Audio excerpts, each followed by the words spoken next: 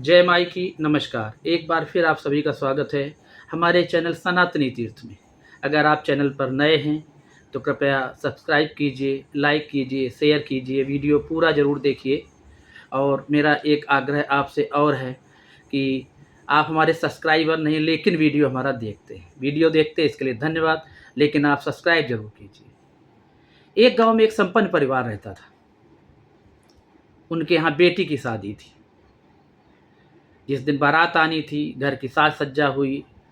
रिश्तेदार, पहचान के लोग, गांव के लोग बड़े जोश के साथ इकट्ठा थे कि गांव की एक बेटी की आज शादी है, आज गांव में बारात आ रही है। घर का जो मुखिया था वो बारात की, जो रिलेशन के लोग आ रहे थे उनकी अगवानी कर रहा था, उनका स्वागत कर रहा था। और जैसा कि परिवार के अन्य मेंबर थे, सबके पास अपनी अपनी जिम्मेदारियां, अपनी अपनी जवाबदेही थी। जिस बहन की शादी हो रही थी, उसका भाई जो था, उसके पास जिम्मेदारी थी कि जो बारात आएगी, मेहमान आएंगे, बाराती आएंगे, उनके स्वागत में जो मिष्ठान या पकवान के पहले जो जलपान की व्यवस्था है, मिष्ठान की, मिठाइयों की, वो व्यवस्था भाई देखेगा। सांझ ढलने के बाद सूचना मिली कि बारात आ गई है। गांव के किनारे बारात है। बाराती लोग अपने अपने बिस्तरों में, जहां बारात रुकाई गई थी, 6 कुर्सियों में सब बैठ रहे हैं। जल्दी तत्काल से उनके लिए जलपान की व्यवस्था, मिष्ठान की व्यवस्था की जाए। जो बेटी थी, जिसकी शादी होनी थी, उसके भाई के पास जो जिम्मेदारी थी, वो बड़ी तत्परता से लगा था। इसके बाद उसने उस कमरे को खोला जहाँ मिठाइयाँ रखी थी, और जल्दी जल्दी सब कुछ लोगों को आवाज़ दी, बुलाया कि आओ चलो जल्दी से मिठाइयाँ लगाई जाएं प्लेटों में और पहुँचाई जाएं। लेकिन उसने अंदर जाकर देखा, जैसे ही दरवाज़ा खोला, कि एक बिल्ली मिठाइयाँ खा रही है।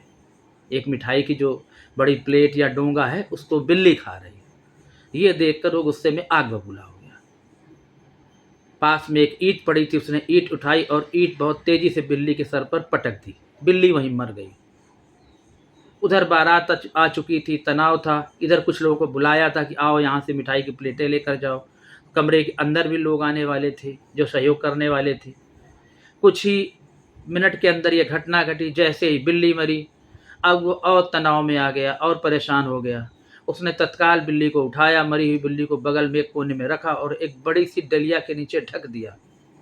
ढकने के बाद वो मिठाइयाँ निकालने लगा। तब तक और सहयोगी आ गए, गांव के, पड़ोस के या परिवार के, और मिठाइयाँ जल्दी जल्दी लगाई गई। मेहमानों को मिठाई लेकर सब लोग बाहर निकलने लगे।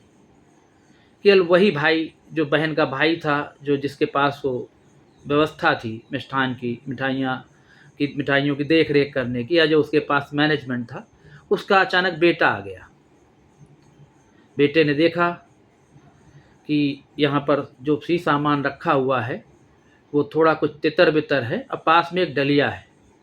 बच्चे के मन में कुछ आया, बच्चे ने डलिया को उठा दिया। देखा तो उसके नीचे एक मरी हुई बिल्ली रखी थी। बेटे ने सवाल किया, पिताजी ये क्या है? उसके पिता ने कहा कि बेटा ये बिल्ली है। बोला ये तो मरी है। बोला हाँ मरी है। तो बोले मरी है तो फिर ढक कर क्यों रखी गई है? उसे लगा कि बच्चा है, इससे क्या कहूँ। उसकी भी मजबूरी थी कि मेहमान है, कहते अतिथि देवो भव, मेहमान भगवान के समान होता है। और बिल्ली ने मिठाई जूठी कर दी है। अब जूठी मिठाई में बिल्ली की जूठी मिठाई में बारातियों को या अपने मेहमानों को कैसे खिलाऊं? ये पाप है। इसी में उसे गुस्सा आया और उसने ईंट मार दी। बिल्ली मर गई। लेकिन उस भीड़ में उस बिल्ली को हटा भी नहीं सकता था, इसलिए उसने डलिया के नीचे ढक दिया।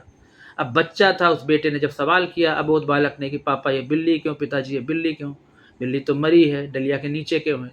तो उसने तात्कालिक उत्तर में सिर्फ इतना कहा कि बेटे, जब घर में बारात आती है और मेहमानों को मिठाइयाँ परोसना तभी परोसा जाता है जब डलिया के नीचे बिल्ली मार कर रखी जाती है। बच्चे के मन में ये बात बैठ गई।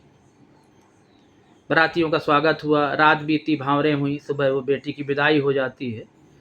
कहानी एक का एक पार्ट खत्म हो जाता है। मैंने उस बहन की, उस बेटी की शादी हो जाती है।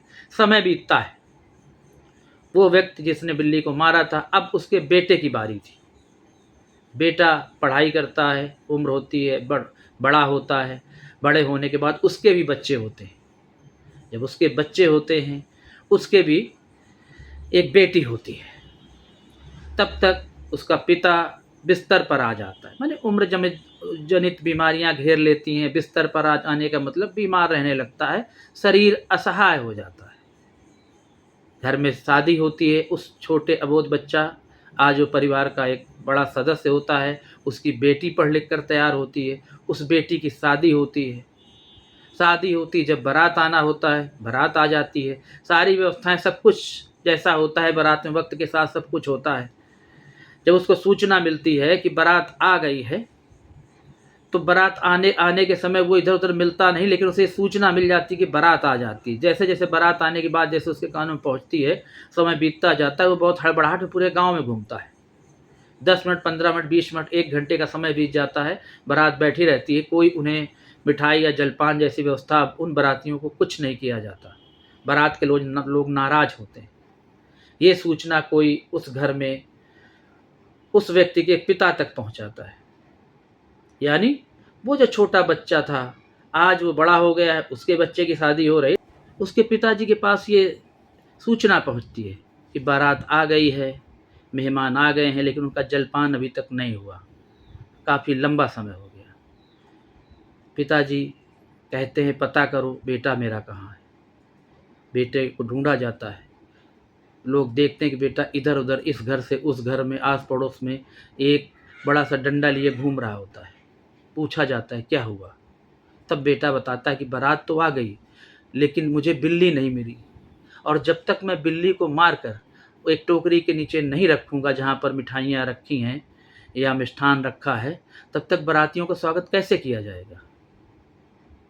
लोग अवाक थे, चुप थे, बोले ये कैसे हो सकता है, ये तुमसे किसने कहा। तब बच्चे ने उसी कहानी को पुरानी बताया कि जब मैं छोटा था, मेरी बुआ जी की शादी थी, तब पापा ने यही तो किया था, एक बिल्ली मार कर रखी थी, इसके बाद मेहमानों को मिठाइयाँ और जलपान भेजा गया था। इसीलिए मैं रुका था कि मुझे बिल्ली मिल जाए और एक मैं किसी बिल्ली को मार सकूं, मारने के बाद रखूं, लेकिन बारात शायद जल्दी आ गई, बिल्ली मुझे नहीं मिल पाई। जब ये बात बच्चे के उस व्यक्ति के पिता तक पहुंची, तब पिता ने बताया कि बेटा मेरी विवशता थी, मेरी मजबूरी थी। वो दौर ऐसा था, पुरानी स्थिति थी कि अचानक दुकान से इतनी मिठाइयाँ मंगा पाना संभव नहीं था। घर की बनी मिठाइयाँ थीं, बिल्ली ने जूठी कर दिया। तब मन में भाव था कि अतिथि देवो भव, जूठी मिठाइयाँ हम अपने मेहमान को खिला नहीं सकते। वो परिस्थिति ऐसी बनी थी, गुस्से में मैंने बिल्ली को मार दिया, बिल्ली मर गई, बिल्ली को मैंने ढक कर रख दिया। तुम छोटे थे, तुम्हें बहलाने के लिए मैंने कह दिया। ये कहानी, ये दंत कथा हमें शिक्षा देती है कि कई बार चाहे अनचाहे हमसे गलतियां हो जाती और वो हमारी परंपरा का हिस्सा बनती। परंपराएं हमारी सांस्कृतिक विरासत के लिए बहुत आवश्यक हैं। ये हमारी जो संस्कृति है, हमारी जो सभ्यता है, उनकी जड़ों को मजबूत करती हैं। लेकिन कई बार परंपराएं हमारे समाज को बर्बाद भी करती हैं। वक्त के साथ अगर कोई रूढ़िवादी समस्या है या किसी हम ऐसे पुराने घटना या किसी परंपरा का हिस्सा बनते हैं, तो ये गलत है। हमें उसके बारे में अध्ययन करना है, नई पीढ़ी को, अपने बच्चों को ये सब बताना है, क्या सच है क्या गलत है। हमारे साथ बने रहिए। जय माई की तो चिंता काहे की।